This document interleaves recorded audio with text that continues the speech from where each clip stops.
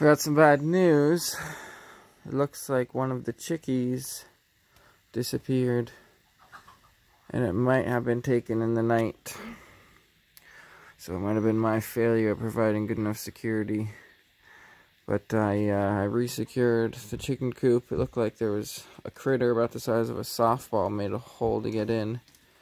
So that could have been a, I don't know, smaller than a raccoon though, maybe a fish or cat or something, but super sad. There's down to 10 chicks, but if that's what happened, I'm sure it had a quick death and returned to nature. Anyways, just had to update that sad start to the day. But what I'm going to do today is I'm going to mount a header above there with a pressure treated 2x4 to act as the anchor or whatever for the roof that I'm going to build coming off of there. So I'll show you how I do that. So I've got one piece of 1x6 PT lumber, and this is how I've prepped it.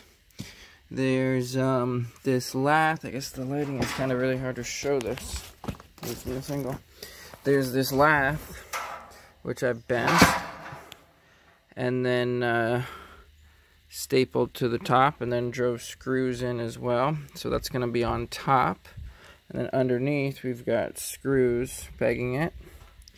And so up underneath there will be mortar to give it support, and then the lath up top, and then connected with the screws, will give it strength pulling down essentially from where it'll get mounted up there. And it's just a simple 8-foot piece because it's always easy to use simple dimensions like that. And I figure it's not going to be an insulated area, but it'll be kind of like a little, it'll be interesting, but I might be able to do it with just 8 feet.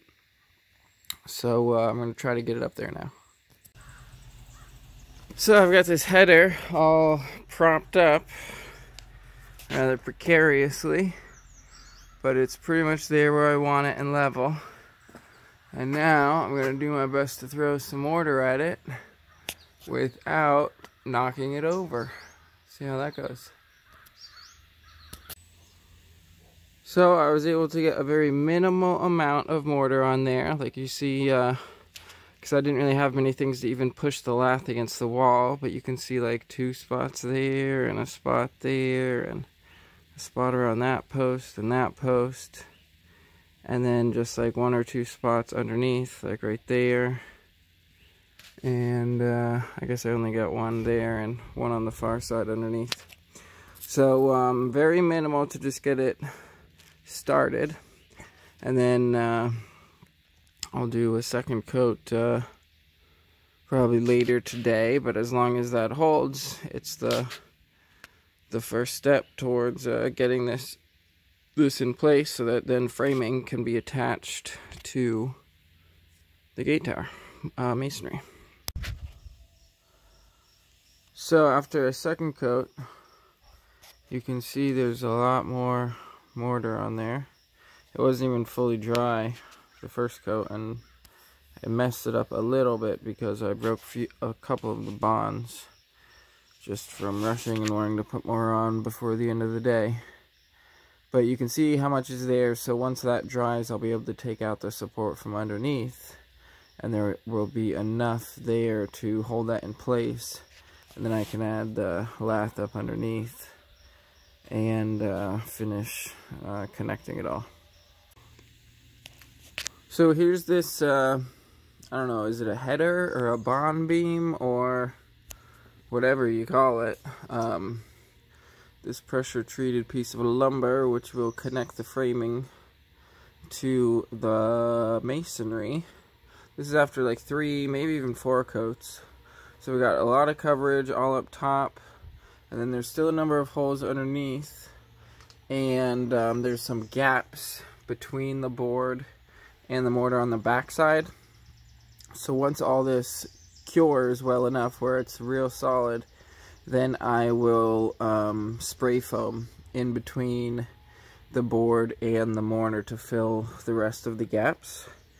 And once that foam is then trimmed and everything, then I'll fill in the rest of the holes.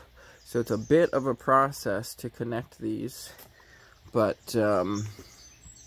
that's how I go about it. Chickies are eating some morning cereal, Scratch. 10 of them. And this has all been foamed, so I'm gonna eat some breakfast. And by the time I'm done, should be able to cut the foam, apply more mortar, and it's pretty much ready to be framed too. So today will be a day for framing.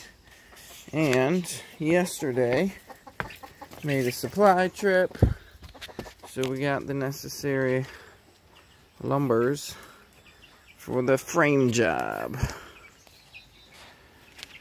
And I'll check in later. Okay, so the foam has been cut, and I added a bit of lath on the bottom to add some more support before mortar. There was one issue, you see right around that blocky piece of mortar there, where because the foam didn't have an escape route right there where there's all that mortar, it pushed the board out and it broke one of the bonds there between the mortar and the screw. And so I basically just chipped out around the crack so that the new mortar will fix that bond. But other than that, it all went well with the foam, and once that's repaired, it won't be an issue. So next step is just more mortar, and then pretty soon the framing can begin. Hey, also it's Friday afternoon, and I got a start on the framing here.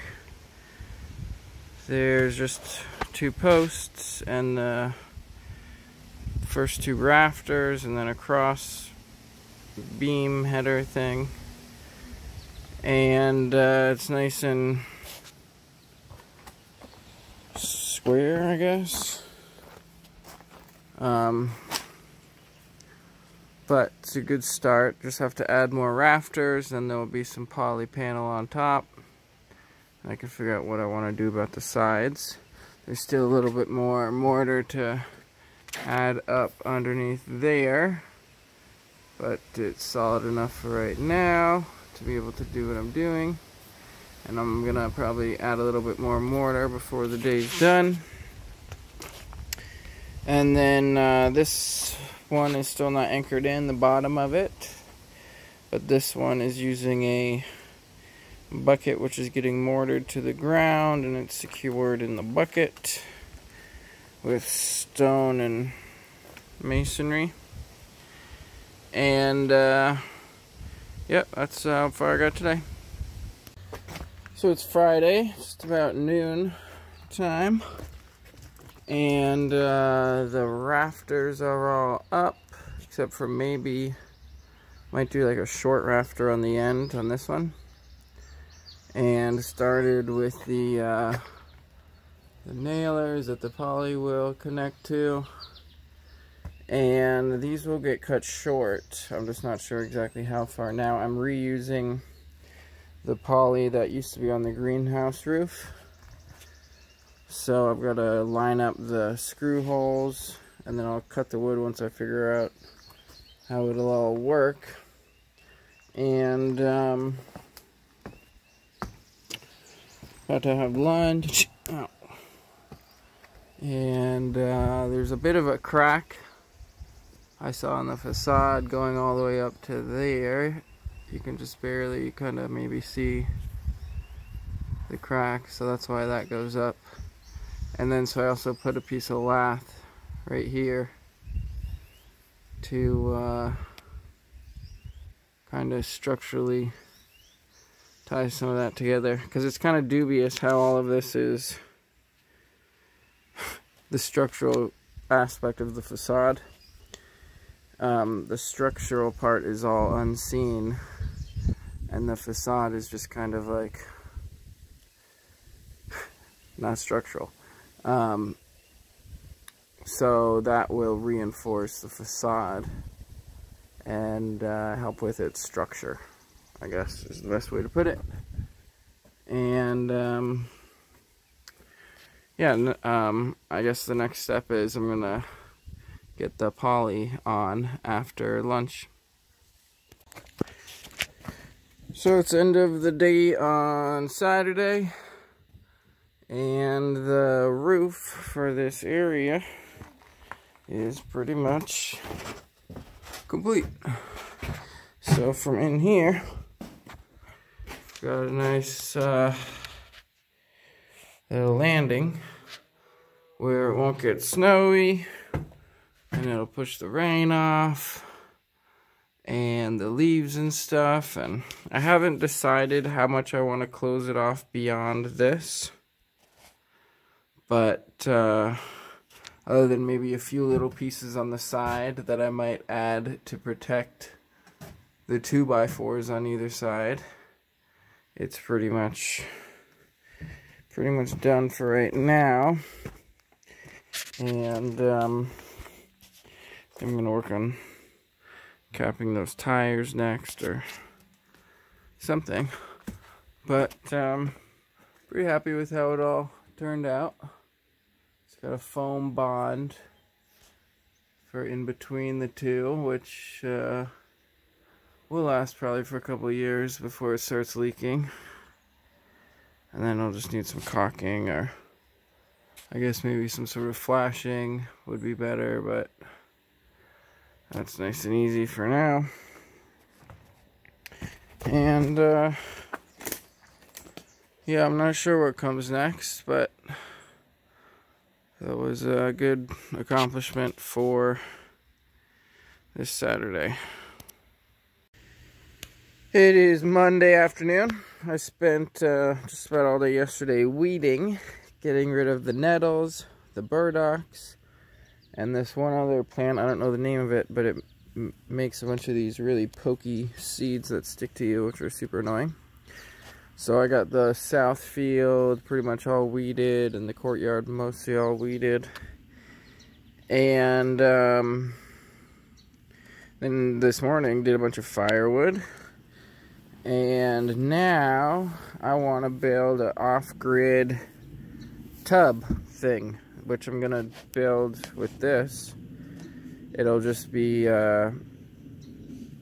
not heated, but the ambient temperature of the summertime will make it a nice kind of bathtub, outdoor bathtub. I can just refill it with spring water, let it sit in the heat, and then have a nice bathtub. So this thing has a hole right here around the middle of it. So I'm going to cut the cage in half, and that hole will be like the max height of the water, and then I'll end up with two tubs, bottom and top, and I'll just figure out then which one makes more sense for my purposes. Probably the bottom, because it has a drain thing, a drain spigot. But potentially the top, but either way it's going to end up with two halves of this tub. So I'll start by cutting the cage with a metal bladed sawzall, and once I cut the cage, I'll proceed with cutting the PVC. So there is the top cut off, and here is the bottom cut off. And now I'm just going to clean out the bottom and run a hose, and maybe I'll fill both. I don't know, but I'm going to fill them with, clean them or rinse them out, fill them with water, and then let them warm, and then at the end of the day I'll be able to take a warm bath. So it's the afternoon of July 4th. The water is a nice balmy temperature, probably like 60, 70 degrees. I think it's like 75 here today. And a little overcast now, but I'm going to take a dip. There's nice privacy here, so it'll be a skinny dip and clean up and cool off, refresh. And yep, I think this is probably the last video of the week. So I'll check in again next week. Take care.